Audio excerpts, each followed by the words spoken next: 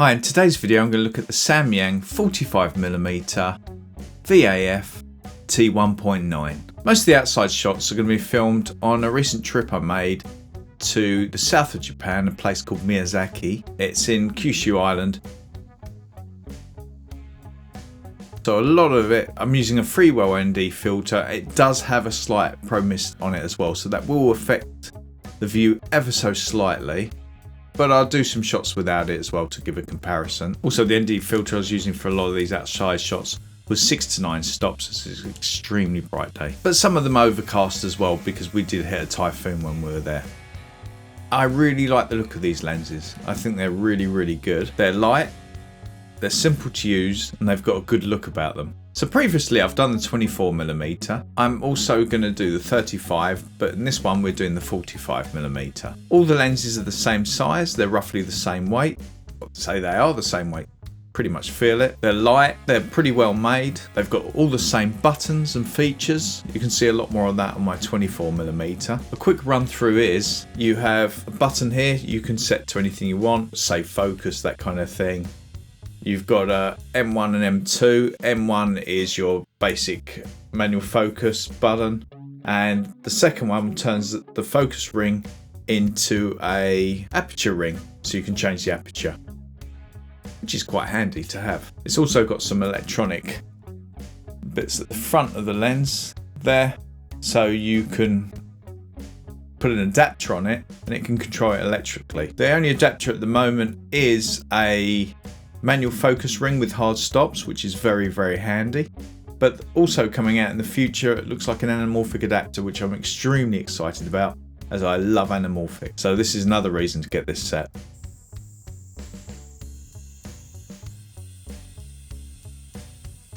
This is the 35, the 24 and the 45 are all exactly the same size, it says, all T1.9.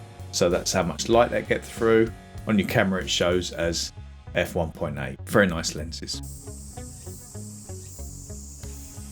Great thing about these lenses, fantastic for gimbal work, really light. 45 probably you wouldn't use as much, but the 24 amazing for gimbal work. You can use the 45, especially good for headshots, so you can get up close to someone's face. And I think especially the 45 is really good for filming faces, filming people.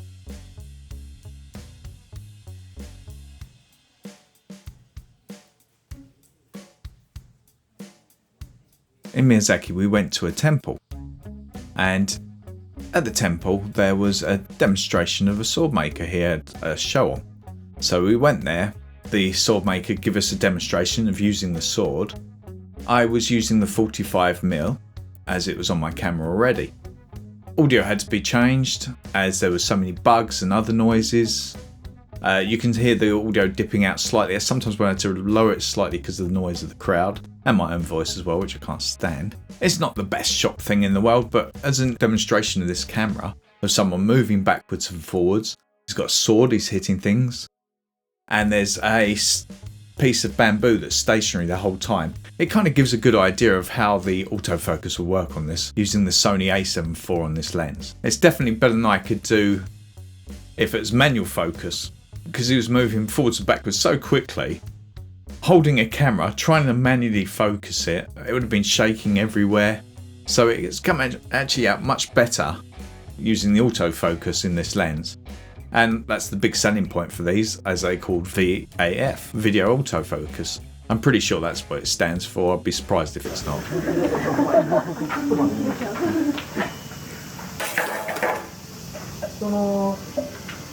剣道の動きってこうでしょ。これでこうやっても切れるわけです。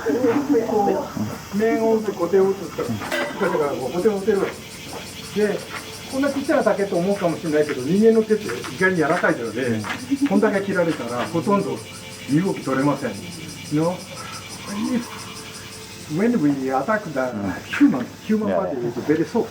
So then when we if I can cut such a bamboo, that is very small, but it's enough to endure. Endure. こんな感じね。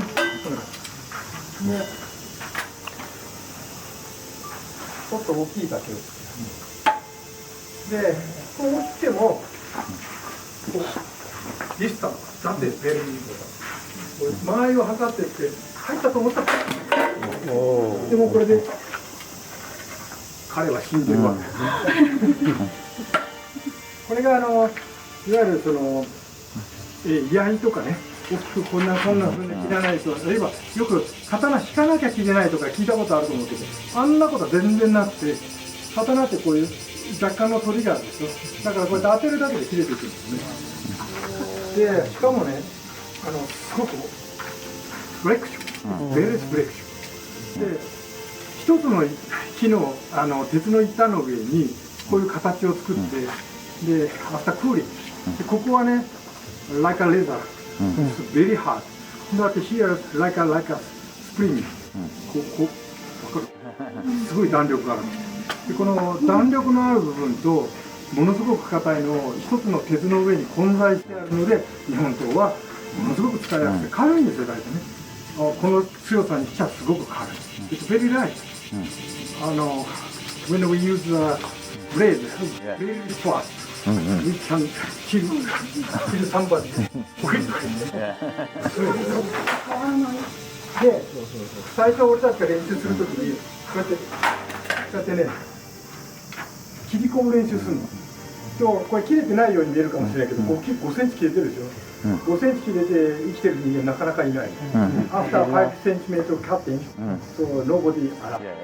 だから練習の時はこうやって最後まで切り込まないでバーンと打ち込むように気をつけて。で演武の時はやっぱり切った方がいいので、しっかりでもこれ本当はいらないんですね。こんなふうな動きはいらない。バーンたらもうそれで終わってるわけですね。That is a very old style swordmanship。そう、そんなとこです。他になんだっけ、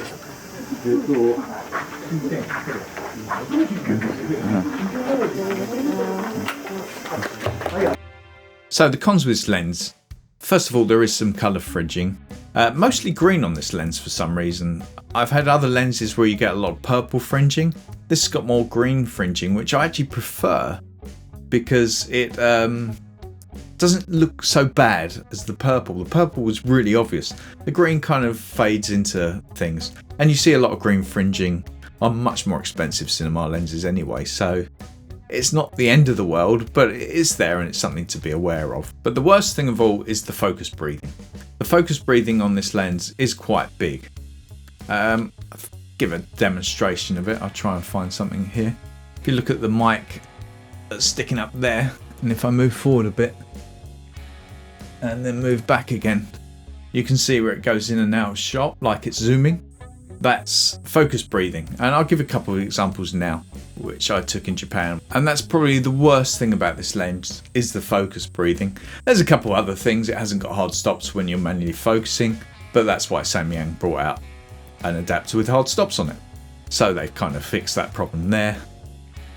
It is a bit plasticky, but that keeps it light, so it's good for gimbal work. So some good, some bad. It's got these lens caps. I'm not the biggest fan, but they're better than the original ones. The first ones that came out had silver writing and they were really loose and terrible. These ones are a lot better.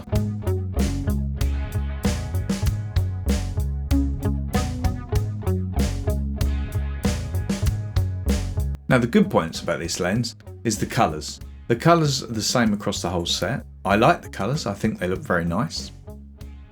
They work very well, and let's be honest, they're a really good price, which is always a bonus, and they're all the same size. The front elements are all similar. Yeah, very good. I'm very impressed by these. Very much the same.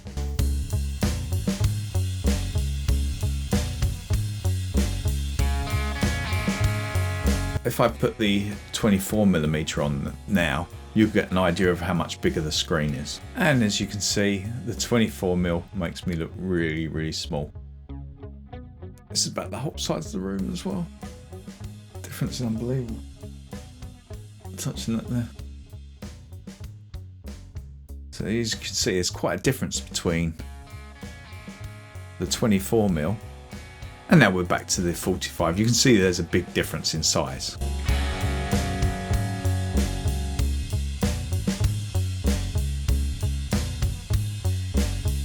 Hope you enjoyed the video. Hope to see you again in the next one. If you like the video, maybe like and subscribe.